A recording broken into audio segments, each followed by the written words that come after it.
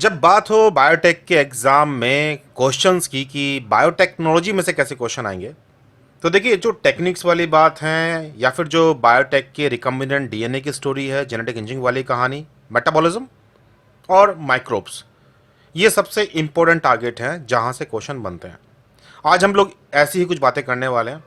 मैं बात कर रहा हूँ डीबीटी जेआरएफ 2025 की प्रिपरेशन की, और हम लोग कर रहे हैं PYQ पार्ट 11। और क्वेश्चन है, what is the relationship between doubling time and specific growth rate of microbial culture.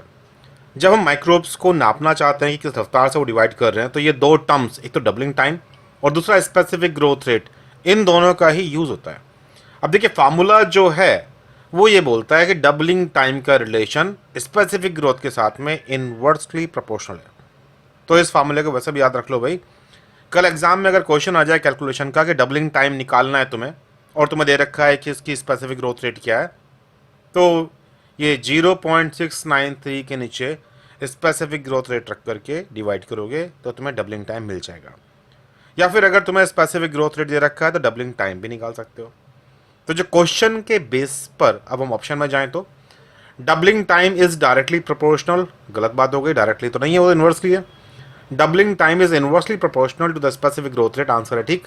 Doubling time is equal नहीं है, doubling time has no relation, ये तो बेकार की बात हो गई। तो ऑप्शन नंबर 2 है जो इसका सही आंसर था।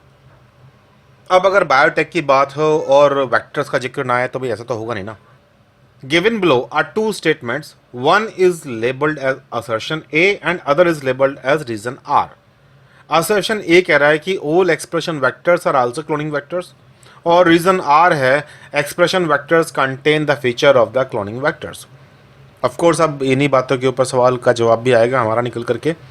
जब हम बात करते हैं एक्सप्रेशन वेक्टर की, तो भाई ये वेक्टर वो है जो जीन को एक्सप्रेस करवा सकता हो, प्रोटीन कोड करवा देता हो। ऑफ कोर्स इसमें प्रमोटर मिलेगा आपको, मतलब ट्रांसक्रिप्शन कंट्रोलिंग साइट होनी चाहिए, ट्रांसलेशन रेगुलेशन साइट होनी चाहिए, ribosome binding site, proper termination वगैरह, और रीडिंग फ्रेम भी प्रॉपर्ली फिट हो जाए, ऐसा कुछ क्लोनिंग साइट होना चाहिए। अब कुछ सोच के बताओ मुझे, क्या इस वेक्टर के पास में डिवाइड करने की कैपेसिटी होगी या नहीं होगी। भाई बिना डिवीजन के तो कोई भी वेक्टर काम नहीं करता, मतलब ओरिजिन ऑफ एप्लीकेशन या फिर जहां भी होस्ट स्पेसिफिक हम इसे इस्तेमाल करेंगे तो वहां होस्ट के लिए जो एप्लीकेशन का ओरिजिन पॉइंट चाहिए वो वहां मुझे रखा हुआ मिलेगा। और तो फिर अगर ये बात करें तो फिर क्लोनिंग वेक्टर में और एक्सप्रेशन में फ़र्क क्या है। असल में क्लोनिंग वेक्टर का ही एक टाइप होता है एक्सप्रेशन वेक्टर। क्लोनिंग वेक्टर में क्या है, ओरिजिन ऑफ एप्लीकेशन है, एंटीबायोटिक रेजिस्टेंस सेलेक्टेबल मार्कर की जीन होती है, और मल्टीपल क्लोनिंग साइट जहां पे आप जीन इंसर्ट करोगे। और अगर मैं इसी में प्रमोटर और ऐड कर दूं और साथ में इसमें ट्रांसलेशन कंट्रोल वाले रेगुलेटरी एलिमेंट लगा दूं तो यही वेक्टर बन जाएगा मेरा एक्सप्रेशन वेक्टर भी। तो क्वेश्चन पे वापस आ जाए। अब यहाँ पहला स्टेटमेंट क्या था, association A, all expression vectors are also cloning vector, बिल्कुल ठीक होगी बात। और आर क्या है, expression vector contains the feature of the cloning vector, तो इसीलिए तो ऑल एक्सप्रेशन वेक्टर जो है वो क्लोनिंग वेक्टर है। तो असर्शन ए ठीक है और रीजन आर करेक्टली डिफाइन कर रहा है इसको। Both A and R are correct and R is the correct explanation of A, यही इसका आंसर भी है।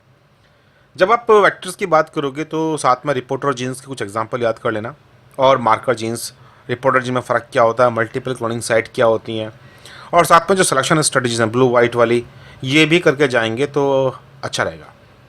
अब आती है बात मेटाबॉलिज्म की। An athlete participating in an early morning marathon before breakfast is likely to derive most of the energy for muscles from।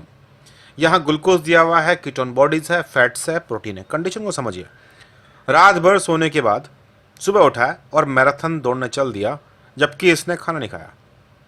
Marathon कोई छोटी मोटी रेस नहीं होती, 42 किलोमीटर की रेस होती है जो टिपिकल मैराथन होती है। और अब उसे पूरी एनर्जी जो निकालनी है बॉडी में से 42 किलोमीटर दौड़ने के लिए, वो कहाँ से आने वाली है। तो देखिए हमारे बॉडी में सोर्स ऑफ एनर्जी को एटीपी के रूप में हम देखते हैं, बट एटीपी एनर्जी प्रोवाइड करता है नो डाउट मसल्स को भागने दौड़ने के लिए, लेकिन ये एटीपी जो हमारी बॉडी में बना रखा है ये कुछ सेकंड के लिए है। फिर क्रिएटिन फॉस्फेट का नंबर आता है, कुछ एक और सेकंड मिल जाएंगे हमें। उसके बाद फ्री ग्लूकोज जो है वो ताबड़तोड़ उसे ग्लाइकोलाइसिस में तोड़ा जाएगा और वहाँ जो एटीपी बनेंगे उनका इस्तेमाल करेंगे हम लोग, लेकिन ये भी मिनट 2 मिनट की स्टोरी है। फिर ग्लाइकोजन टूटना शुरू हो जाएगा और ग्लूकोज लाने के लिए, और ये घंटा भर मान लो, और उसके बाद नंबर आएगा कुछ अमीनो एसिड्स का, और बाद में नंबर आ जाएगा तुम्हारा अल्टीमेटली फैटी एसिड्स का। तो जो भी स्टोरी जाने वाली है, अगर आप लंबे टाइम के लिए काम करने वाले हो तो अल्टीमेटली तुम्हारा पूरा मेटाबॉलिज्म एरोबिक मेटाबॉलिज्म पर शिफ्ट हो जाएगा, और ये एरोबिक मेटाबॉलिज्म फैट के साथ होता है। ये जो एनारोबिक वाली कहानी, जब आप तेज बस्ट लगा रहे हो, स्टार्टिंग में दौड़ रहे हो, तब तो ग्लूकोज ने काम कर दिया, glucose to pyruvate anaerobic metabolism करके। लेकिन ये बहुत देर तक नहीं हो सकता, केवल कुछ मिनट के लिए हो सकता है। इसलिए अल्टीमेटली बॉडी को शिफ्ट होना एरोबिक मेटाबॉलिज्म है, और जब एरोबिक मेटाबॉलिज्म चलेगा तो वो फैट का इस्तेमाल करेगा इस मैराथन को पूरा कंप्लीट करने के लिए। अब आती है बात टेक्निक की। Which one of the following technique will you use to resolve protein only on the basis of the molecular weight? हमें मॉलिक्यूलर वेट के बेस पर करना है।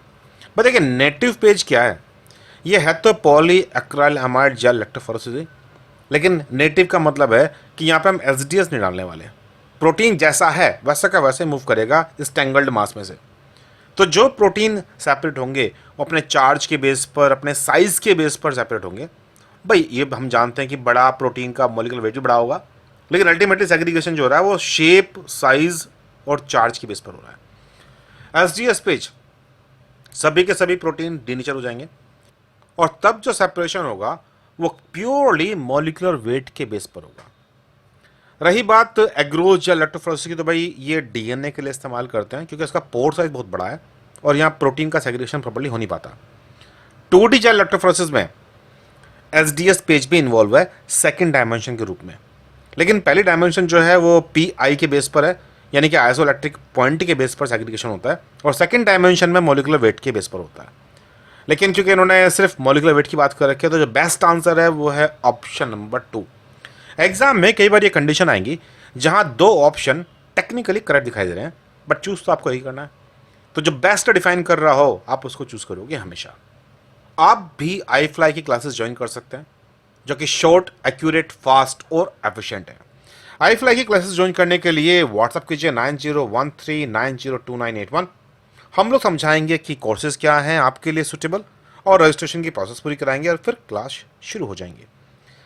चलिए फिर जल्दी मिलते हैं आने वाले दूसरे वीडियो में। Bye bye.